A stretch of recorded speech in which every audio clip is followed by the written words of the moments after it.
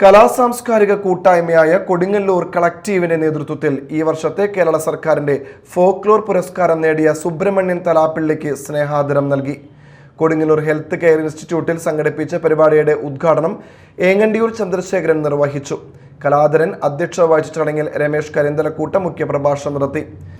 ഞങ്ങളുടെ പാട്ടുകൾ പാടുക മാത്രമല്ല, മറിച്ച് കലാപരമായി, അതായത് അന്യം നിന്ന് പോകുന്ന നാടൻ പാട്ടുകളെയും നാടകങ്ങളെയും നാട്ടറിവുകളെയും സംരക്ഷിച്ചുകൊണ്ട് നമ്മുടെ ഇടയിലുള്ള മുതുമുതച്ഛന്മാരെ, കാരണന്മാരെ അവാർഡിന് അർഹരാക്കുന്ന ഒരു പ്രക്രിയ കൂടി ഞങ്ങളുടെ ഉത്തരവാദിത്തത്തിലുണ്ട്. അതിൽ 30ാമത്തെ ആളാണ് സുബ്രഹ്മണ്യൻ.